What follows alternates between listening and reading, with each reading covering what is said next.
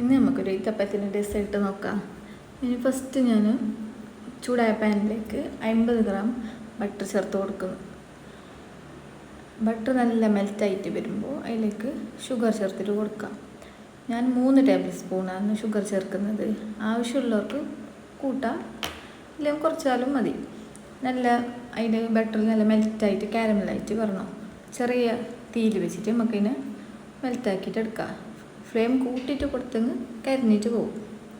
അപ്പോൾ ഇത് നല്ല മെൽറ്റായിട്ട് വരുമ്പോൾ ഇതിലേക്ക് നമുക്ക് ഈത്തപ്പഴം ചേർത്തിട്ട് കൊടുക്കാം. ഈത്തപ്പഴം ഞാൻ 250 ഗ്രാമാണ് എടുത്തിട്ടുള്ളത്. അത് നല്ല ചെറുങ്ങനെ കട്ടാക്കിയിട്ട് അതിനത്ര ചെറുതായിട്ട് കട്ടാക്കിയിട്ട് എടുക്കണം.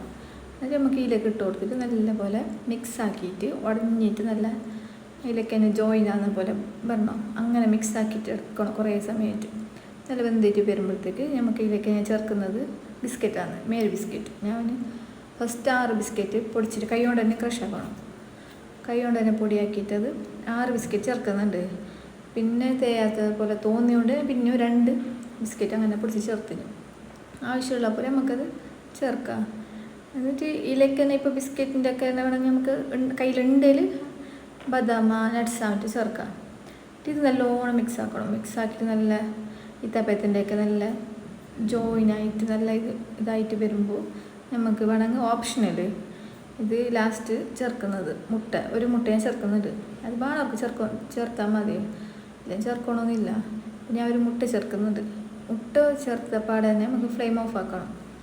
മുട്ട ഇട്ടിട്ട് ജസ്റ്റ് ഒരു സെക്കൻഡ് ഇങ്ങനെ മിക്സ് ആക്കിയിട്ട് അപ്പം തന്നെ ഫ്ലെയിം ഓഫ് ആക്കിയിട്ട് നല്ലോണം നമുക്ക് ആ ഒരു ചൂടിൽ തന്നെ മിക്സ് ആക്കിയിട്ട് ഒരു ഫോയിൽ പേപ്പറിൽ പൊതിഞ്ഞിട്ടെടുക്കണം. നല്ല അതേ ചൂടോടെ തന്നെ ഫോയിൽ പേപ്പറിൽ നമ്മൾ ഏതെങ്കിലും ഷേപ്പിൽ നമ്മളിഷ്ടമുള്ള ഷേപ്പിൽ ഫുള്ളിനെ ഇട്ടിട്ട് ചുട്ടിട്ടെടുക്കാം.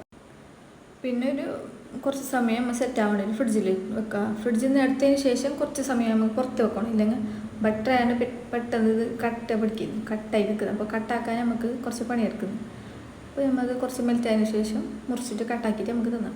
നല്ല ഉണ്ടാകുന്നത് കട്ടാക്കിയിട്ട് തിന്നാൻ നല്ല ഒരു സ്വീറ്റ് മിഠായ ആ ഒരു ടൈപ്പാണ്. അല്ല ഇഷ്ടപ്പെടുകയല്ല, ട്രൈ ആക്കിയിട്ട് നോക്ക്. ഈത്തപ്പഴം കഴിക്കാൻ ഇഷ്ടപ്പെടാത്തവർ ഇങ്ങനെ ചെയ്തിട്ട് നോക്ക്. ഇതുവരെ സബ്സ്ക്രൈബ് ആക്കാത്തവർ ചാനൽ സബ്സ്ക്രൈബ് ആക്കിയവർ വീഡിയോ ഇഷ്ടപ്പെട്ടെങ്കിൽ ലൈക്ക് അടിച്ചത്.